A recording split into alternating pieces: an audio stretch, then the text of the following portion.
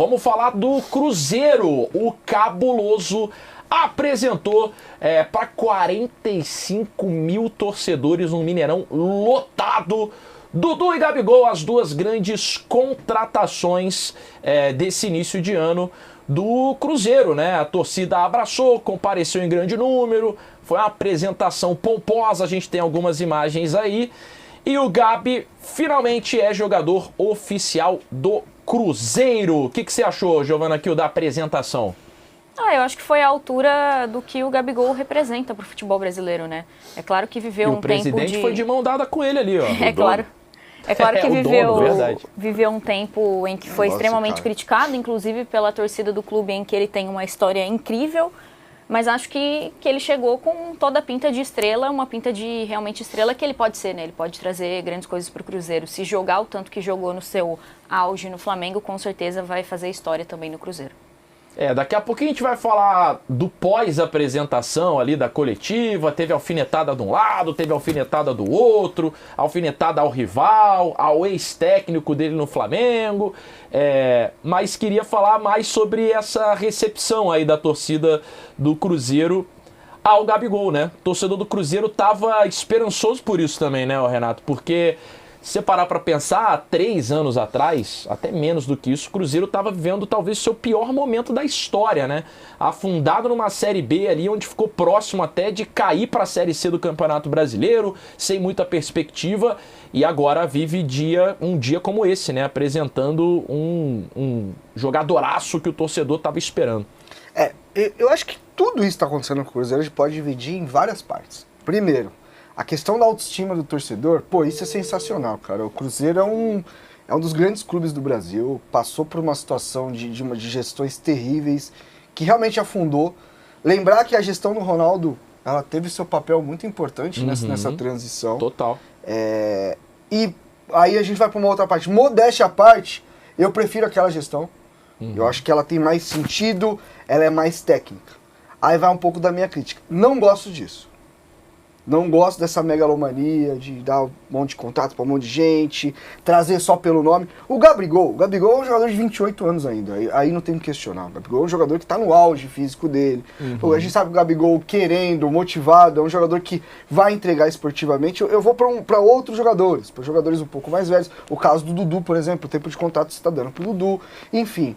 Não gosto dessa questão da figura central também, dessa pegada meio egocêntrica de eu vou com o jogador de mão dada.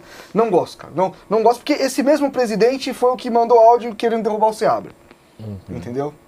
Foi o mesmo presidente que fizeram com o Fernando Diniz. Que é um negócio meio old school no futebol, assim, daquele velho cartola, né? É ego, gente. É ego, querer aparecer mais do que... O Cruzeiro é maior que tudo, gente, sabe?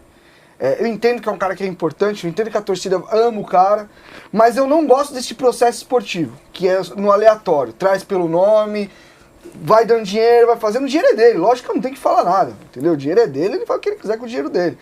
Mas eu acho que, por exemplo, o Cruzeiro tem posições muito mais carentes do que ele está trazendo.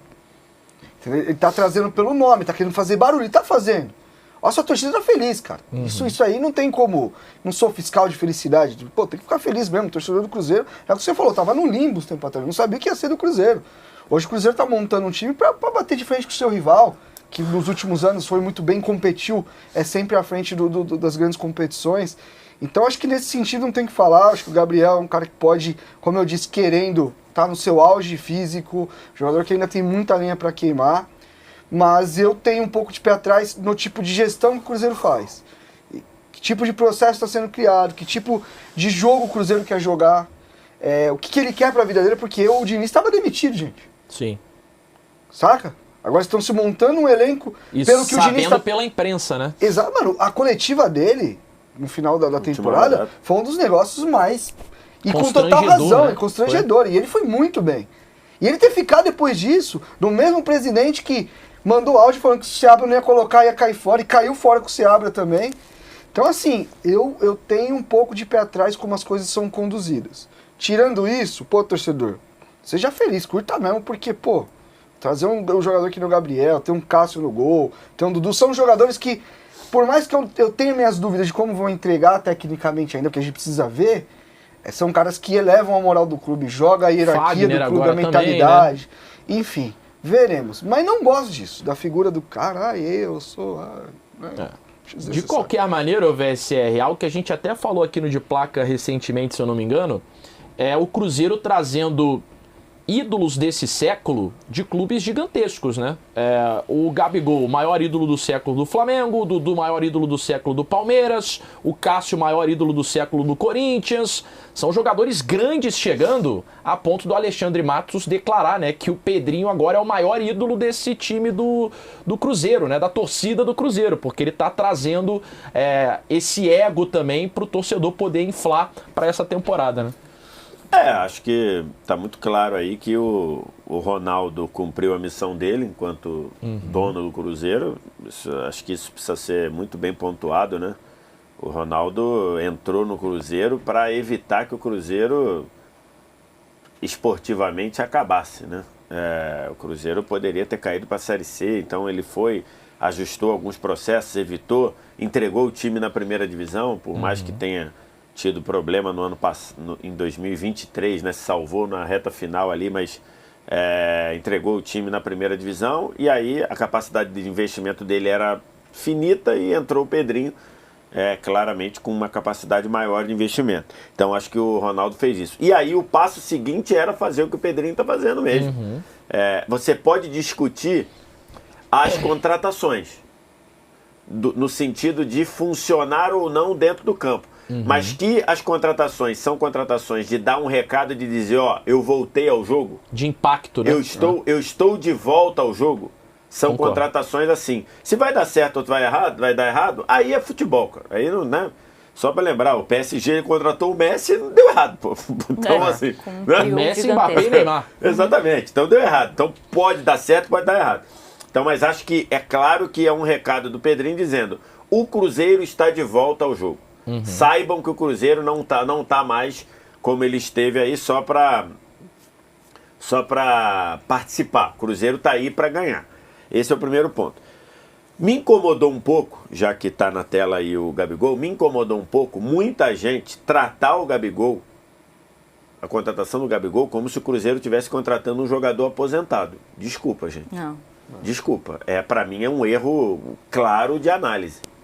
O Cruzeiro vai em busca no Gabigol, vai em busca de um jogador para virar ídolo e um jogador para decidir. Pode não acontecer, lógico que pode, futebol, pô. Mas quando você mira no Gabigol, você vai buscar um jogador para ser ídolo, e o começo dele aí, nas primeiras horas dele como jogador do Cruzeiro, já mostra claro que é essa construção de ídolo, e a outra um jogador para decidir como ele decidiu, até na má fase. O ano de 2024 foi um dos piores, talvez o pior da carreira dele, e ele, numa das poucas vezes em que ele jogou próximo do que ele pode, ele decidiu um título naqueles 2 gols lá do Maracanã. Então ele vai buscar isso. Mas eu acho que vai dar errado. Tudo bem, você acha. Tem gente que acha que vai dar certo, tem gente que vai preferir esperar, ok. Esse é o primeiro ponto. Eu achei muito ruim tratarem o Gabigol como um jogador que é um aposentado. Não. O Gabigol, e isso eu digo com um cara que falo abertamente, o Gabigol vem de 18 meses ruins. 18 meses ruins. O último ano e meio do Gabigol, pelo menos um ano e meio foram ruins. Teve um lampejo ali no final, né? Com lampejo no final, ali quando... Até dentro da era Felipe Luiz, trataram assim, não, na era Felipe Luiz ele voou. Não é verdade. Não é verdade. Ele jogou muito no primeiro jogo contra o Atlético Mineiro, ponto. Mesmo na era Felipe Luiz, teve vários jogos que o Gabigol jogou. Ele jogou mais vezes mal do que bem. Na era Felipe Luiz, tô nem pegando com o Tite. Mas, então assim, ele vem de pelo menos 18 meses jogando mal. Mas isso é obrigatório achar que ele vai continuar jogando mal? Não. Ele pode perfeitamente começar a jogar bem. Por quê? Vai estar num outro ambiente, vai estar num ciclo novo, vai estar com uma motivação nova, querendo mostrar serviço para um clube, para uma torcida nova. Então, assim, E num time onde ele vai ser, teoricamente, o cara do time, né? Que vai jogar pra ele, né? Outra coisa que precisa esperar a bola rolar pra ver, mas ele chega como mas teoricamente o principal isso, nome, né? chega como o principal nome. Então, assim, eu achei muito estranho, e aí a torcida do Cruzeiro ficou muito na bronca, eu acho que com razão, que muita gente tratando como se o Cruzeiro estivesse contratando um jogador de 38 anos para se aposentar. Não é isso, o Gabigol tem 28 anos. O Gabigol pode perfeitamente, nos 4 anos que ele assinou, jogar um excelente futebol. De 28, 29, 30, 31, pô, ele pode jogar perfeitamente muito bem. Vai precisar mudar o que ele fez ultimamente. Então, inclusive no aspecto profissional. O Gabigol deixou de ser profissional em vários momentos. Teve o negócio da camisa do Corinthians, não foi legal. Teve o negócio do doping. O Gabigol vai ser julgado por doping aí. Um doping por falta de atitude profissional dele. Né? Que ele não foi pego com doping, mas ele não cumpriu os protocolos do exame. Então, assim, tudo isso. Pontuando isso, não tem nenhum indicativo de que o Gabigol vai ser um fracasso.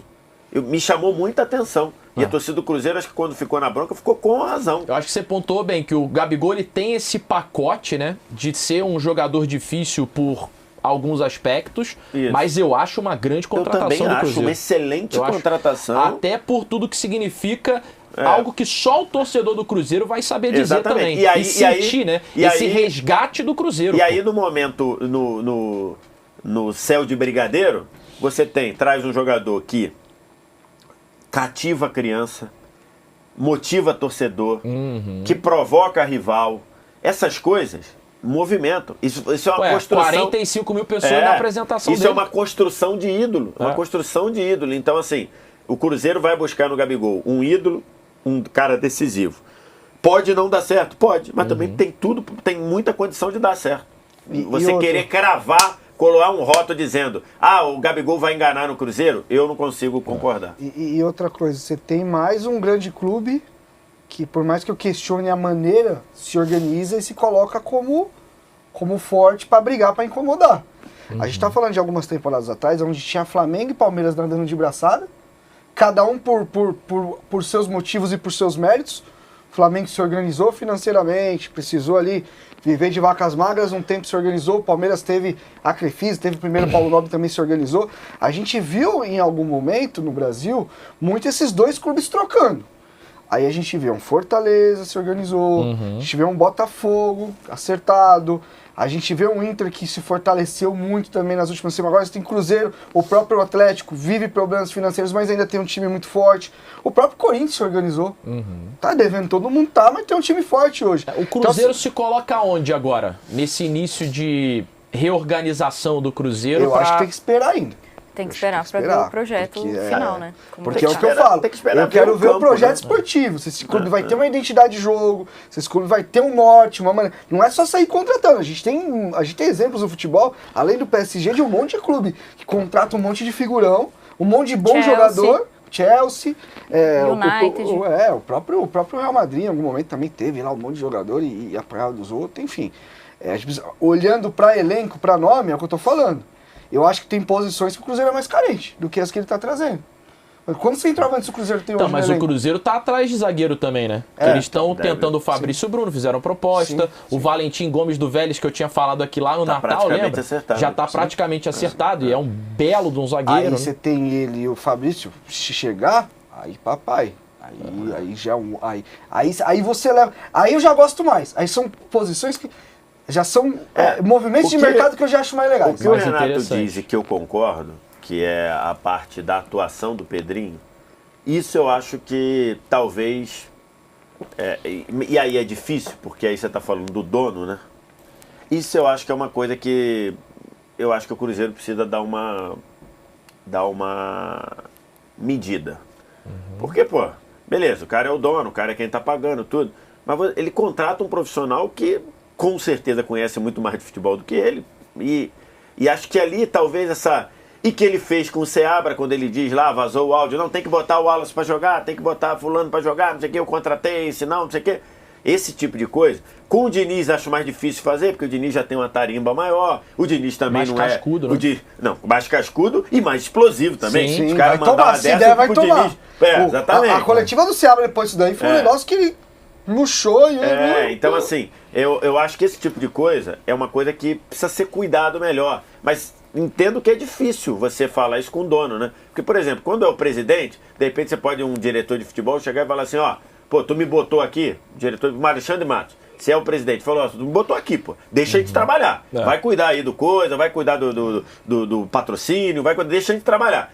Com o dono, talvez, eu não sei se tem essa... essa coisa, mas eu acho que a gente precisa esperar para ver, mas é uma reunião de bons jogadores, de jogadores muito bons, jogadores renovados, renomados, campeões vitoriosos. Acho que o Rafinha fala muito sobre isso, né? Você ter jogadores que têm o gosto do título é importante também. Então acho que é uma coisa promissora, mas precisa ver como vai encaixar, quanto tempo vai demorar para encaixar. Esse ano o brasileiro começa mais cedo, né? Então tem que ver quanto tempo vai demorar. E obviamente que o torcedor tá cagando para o que eu tô falando. Assim, se tem projeto esportivo, se não tem. Se ele tá entrando com o jogador, não. O torcedor, acho que se ele trouxer mais 3 Gabigol, deixa ele entrar, ele fazer o que ele quiser. Ok. Eu tô levantando uma questão. Se eu queimar a língua, eu vou primeiro a falar. Pô, deu legal, deu liga. A gente vai comentar o que tá acontecendo. Entendeu? Mas é algo que eu fico meio... Será? Encafifado também, né? Torcedor do Cruzeiro esperançoso. É o cabuloso